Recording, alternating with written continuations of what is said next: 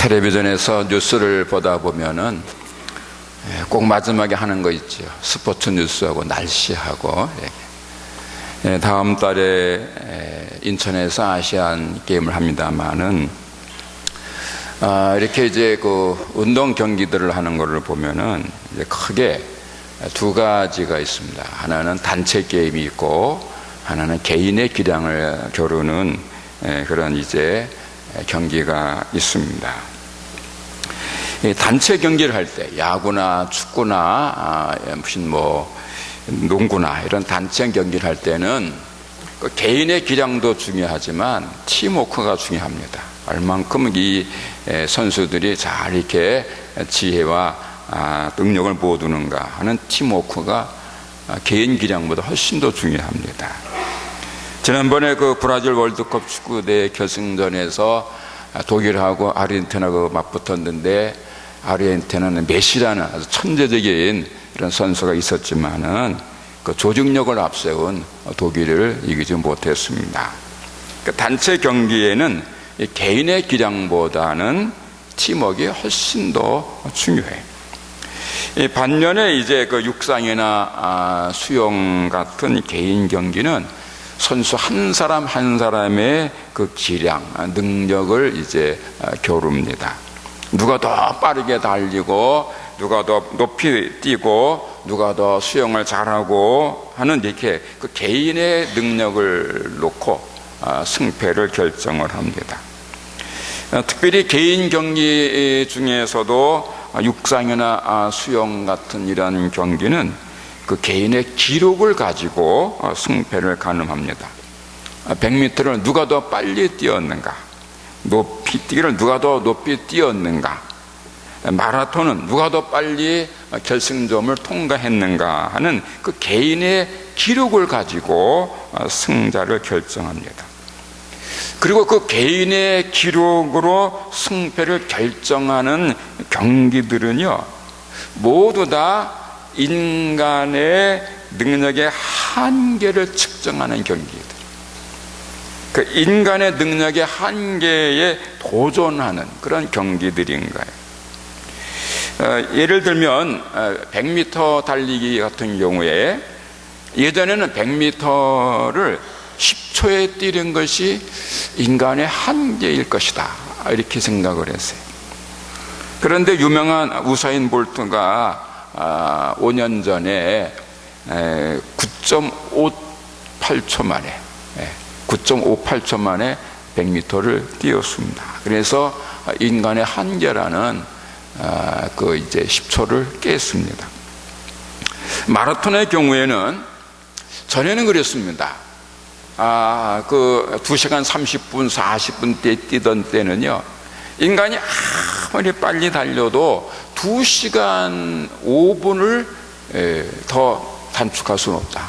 2시간 5분 내에 뛸 수 없다, 이렇게 말했는데 작년 2013년 9월에 윌슨 킵상이라는 캐나다 선수가 2시간 3분 23초 만에 결승점을 통과를 했습니다. 그러니까 인간의 한계라는 그런 시간을 깬 겁니다. 그 인간의 한계라고 생각했던 것들이 그 사람의 노력, 능력에 의해서 하나씩 깨어져 가고 있는 거예요. 그렇지만 아무리 인간의 한계를 깨뜨리는 위대한 선수가 나온다고 해도 그래도 역시 인간에게는 한계가 있습니다. 인간의 육적 능력에는 한계가 있는 거예요. 여러분, 그렇지 않습니까? 사람이 아무리 빠르게 뛴다고 해도 100m를 3초나 말이죠, 5초 만에 뛸 수 없을 거예요. 마라톤 42.195km를 1시간 내에 주파하기는 불가능할 겁니다. 역도의 경우에 현재 세계 기록이 263kg인데 아무리 천하장사를 할지라도 1톤을 들어올리지 못할 겁니다. 그러니까 인간의 몸의 능력에는 한계가 있는 거예요. 반면에 인간의 그 영적 능력에는요, 그 한계가 훨씬 더 높습니다. 인간의 몸의 능력은 한계가 이만큼이라면 영적 능력은 훨씬 더 한계가 높아요. 어떤 사람의 경우에는 그 영적 능력의 한계를 측정하기가 어려울 정도입니다. 예를 들면 구약 성경에 나오는 엘리야 같은 경우에 그 인간의 한계를 뛰어넘는 특별한 능력을 가졌습니다. 엘리야 선지자가 이스라엘 땅에 비가 오지 말라고 기도하니까 3년 6개월 동안 이스라엘 땅에 비가 한 방울도 안 내렸어요. 비만 안 온 게 아니에요. 이슬 방울도 안 내렸습니다. 그 바람에 이스라엘 나라 전체가 흉년이 들고 난리를 칩니다. 그러다가 엘리야가 다시 기도하니까 즉시 큰 비가 내리는 그런 모습이 열왕기서에 나옵니다. 엘리야는 하늘을 움직였던 그런 능력자였던 거예요. 또 신약성경에 오면은 예수님의 제자 베드로는요, 잠깐이기는 했지만 그래도 무리를 걸었던 그런 사람입니다. 오순절날 성령 충만함을 받은 다음에는 태어날 때부터 한 번도 걸어본 적이 없는 안전뱅이를 예수님의 이름으로 일으켜서 걷게도 하고 뛰게도 합니다. 또 욥바라는 오래된 항구 도시에 살고 있던 다비다라는 여성도가 죽었을 때는 기도로 다시 살려내기도 합니다. 그것을 보고 사람들 중에는요, 베드로의 그림자라도 지나가기를 원해서 베드로가 자주 다니는 그 길가에 환자를 눕혀놓고 베드로가 지나가기를 기다리는 그런 경우도 있을 정도였습니다. 다른 제자들보다 뒤늦게 예수님의 제자가 된 사도 바울도요, 특별한 능력의 사람이었지요. 많은 불치병 환자를 고쳤습니다. 베드로와 같이 죽었던 사람을 다시 살린 적도 있었습니다. 바울의 그 치유 능력이 어느 정도였는가 하면 사람들이 그 바울이 쓰던 이 손수건 또는 이 앞치마, 옛날엔 남자들이 앞치마 했는데 그 앞치마 가져다가 그 환자의 몸에 얹어 놓으면 그냥 병이 나갔다는 거예요. 귀신도 물러갔다는 거예요. 그러니 그 바울의 능력이 어느 정도였겠어요? 바울이 쓰던 손수건만 갖다 놔도 귀신이 쫓겨나왔다. 또 그 바울이 3층천까지 올라가서 하나님을 뵙고 예수님을 배웠고 인간의 말로 표현할 수 없는, 해서도 안 되는 그런 하늘의 언어를 들었다, 이렇게 성경은 기록합니다. 또 사도 요한 같은 경우는 하나님의 특별한 은총으로 계시를 받습니다. 그래서 인류의 역사가 어떻게 진행될지 그 종말에 관한 것을 다 보고 요한계시록을 기록하기도 했습니다. 이렇게 특수한 경우일은 하지만은 어떤 사람은 사람임에도 불구하고 그 영적 능력의 한계를 측정하기 어려운 경우가 있다, 그런 말입니다. 이것은 사람의 육체는 그 능력의 한계가 있지만 사람의 영은 그 한계를 측정하기 어렵다는 것을 뜻하는 겁니다. 하나님의 은혜를 얼마나 많이 받느냐에 따라서, 그리고 그 사람이 하나님의 은혜를 받기 위해서 얼마나 애쓰고 수고하고 노력하냐에 따라서 그 사람의 영적 능력, 신앙의 한계가 달라지는 겁니다. 하나님의 은혜로 능력을 많이 받게 되면 그 사람의 영적 능력의 한계는 끝이 없습니다. 무엇이든지 가능합니다. 모세가 홍해를 가르고 여호수아가 해를 멈췄던 것처럼 인간적 이성으로는 이해할 수 없는 일도 할 수 있습니다. 반면에 하나님의 은혜를 조금 받으면 그 사람의 영적 능력은 그 사람 자신을 구원하는 것으로 그치고 맙니다. 어떤 특별한 능력을 나타낼 수 없습니다. 인간의 영적 능력의 크기는 하나님께서 주시는 은혜의 크기와 비례하는 겁니다. 그리고 그 영적 능력의 크기가 그 사람의 믿음의 크기를 증명합니다. 믿음의 크기가 큰 사람은 영적 능력도 큰 겁니다. 믿음의 크기가 작은 사람은 영적 능력도 작을 수밖에 없습니다. 한 사람의 영적 능력의 크기는 그 사람이 가지고 있는 믿음의 크기가 결정하는 겁니다. 여러분, 여러분들의 믿음의 크기는 어느 정도나 되십니까? 여러분의 영적 능력의 크기는 어느 정도라고 생각하십니까? 잘 모르시겠죠. 저도 잘 모릅니다. 사람은 누구도 자신의 믿음의 크기가, 그리고 영적 능력의 크기가 어느 정도인지를 확실하게 알 수가 없기 때문입니다. 하나님께서 너의 믿음의 크기는 이 정도다, 너의 영적 능력의 크기는 이만큼이다라고 말씀해 주시는 것도 아니고, 또 믿음의 크기나 영적 능력의 크기를 잴 수 있는 어떤 이 측정 기구에 있는 것도 아니기 때문입니다. 한 사람의 믿음의 크기나 영적 능력의 크기를 확실하게 측정하기는 어렵습니다. 하지만 다른 사람의 믿음과 비교해 보면 나의 믿음의 크기와 영적 능력의 크기를 어렴풋이나마 짐작할 수 있을 겁니다. 어떤 물건이 큰지 작은지를 알려면 그 표준이 되는 것과 비교해 보면 알잖아요. 그리스도인의 믿음의 크기와 영적 능력의 크기도 다른 사람의 것과 비교해 보면 대충이나마 짐작할 수 있는 겁니다.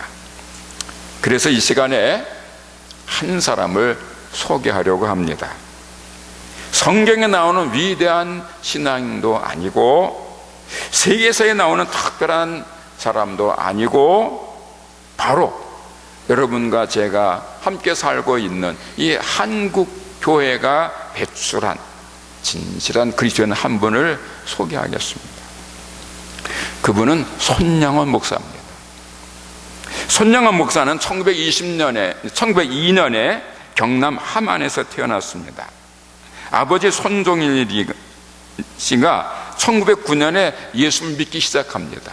그래서 7살 때부터 아버지의 손에 이끌려서 교회를 다니기 시작합니다.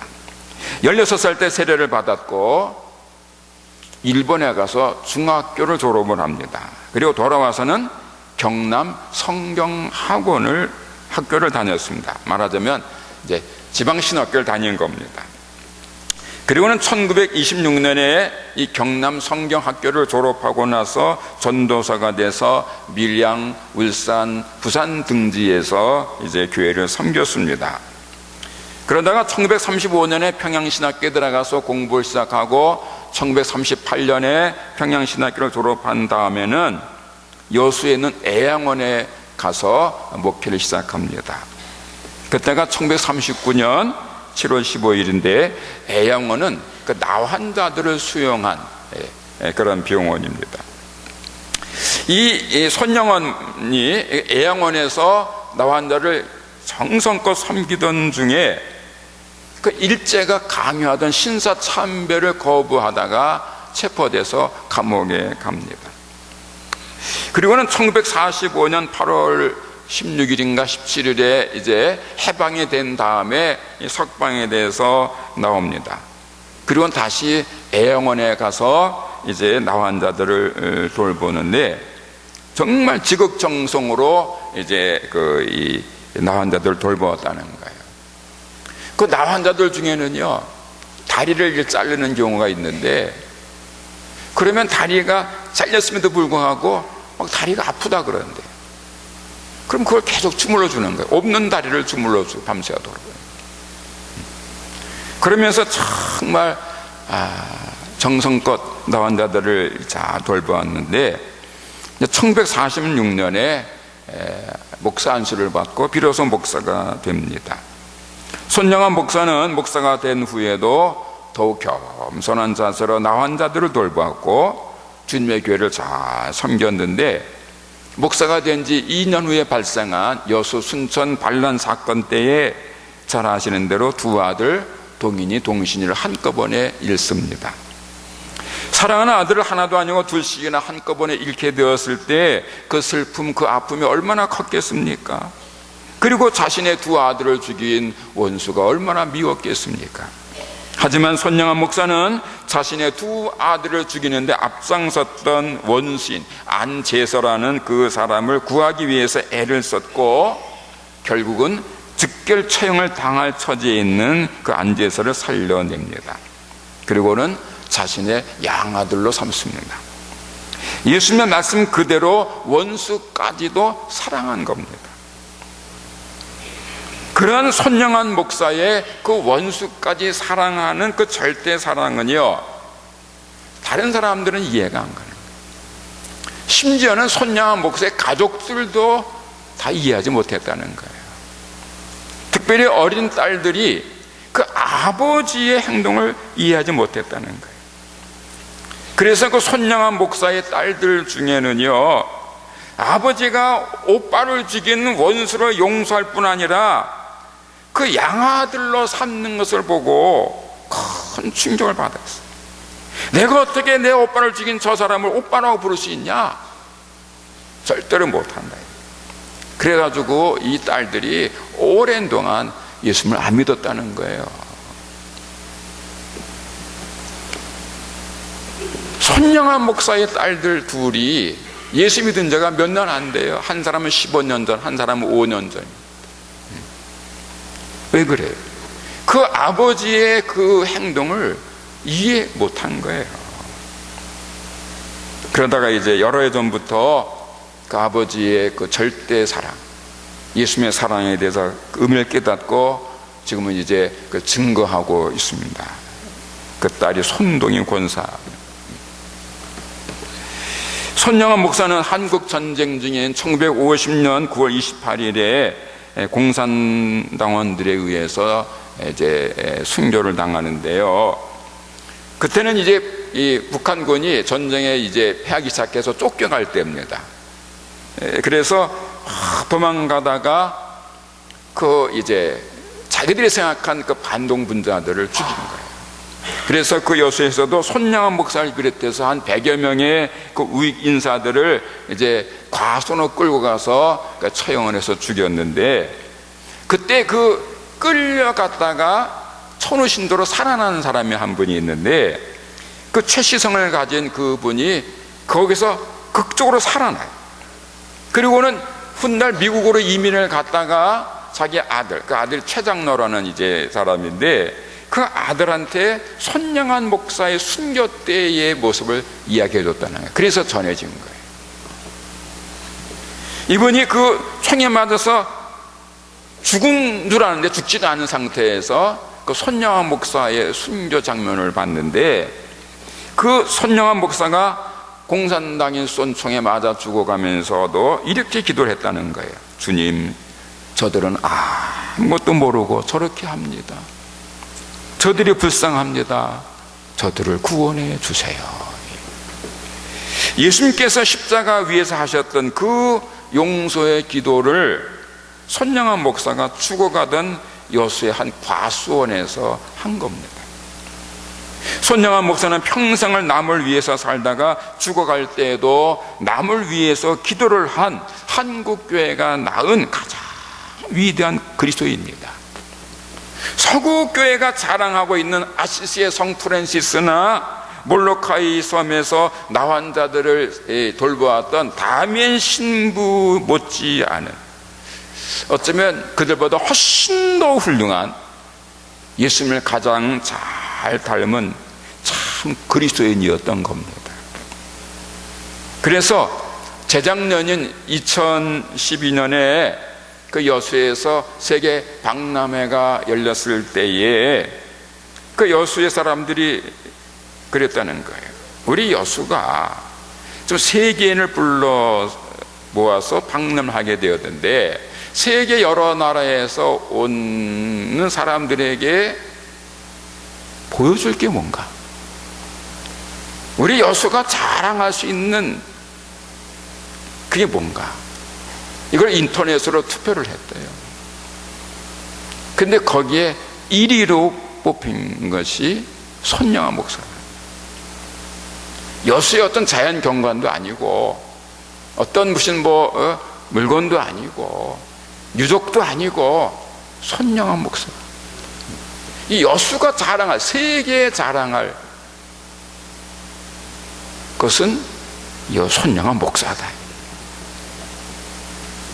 그것은 예수를 믿지 않는 일반 시민들도 같이 한 그 인터넷 투표에서 이렇게 나온 겁니다.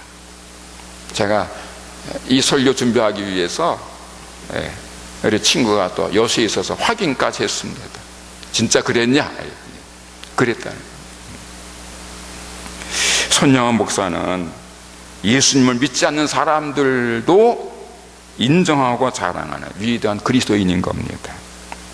여러분, 왜 이 시간 선량한 목사의 얘기를 하느냐 하면, 이 선량한 목사님은 그리스도인의 신앙의 한계, 그리스도인이 가질 수 있는 신앙의 끝이 어디까지 갈 수 있는지를 잘 보여주었기 때문입니다.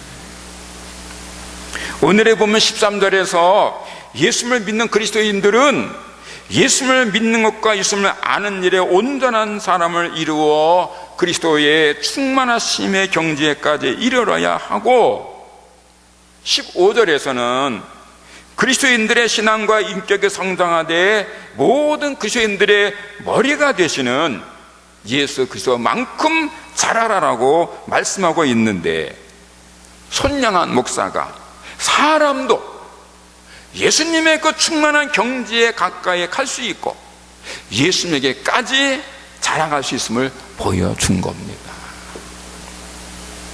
물론 선량한 목사가 아무리 훌륭하다고 해도 예수님과 똑같을 수는 없을 겁니다. 성경에 기록된 베드로나 바울보다 더 훌륭하다고 말할 수는 없을 겁니다만은, 선량한 목사의 믿음과 인격은 예수님을 믿는 그리스도인들의 믿음과 인격이 어느 정도까지 자라나고 어느 만큼까지 성숙할 수 있는지를 잘 보여주고 있는 거예요. 여러분, 지금 많은 그리스도인들이 예수님을 믿는 목적을 잘 살고 건강하고 풍성하고 높아지고 부자가 되는데 두는 경우가 많은데, 진정한 기독교 신앙은 그런 물질적이고 세속적이고 세상적인 복을 추구하는 기복적인 신앙이 아닌 겁니다.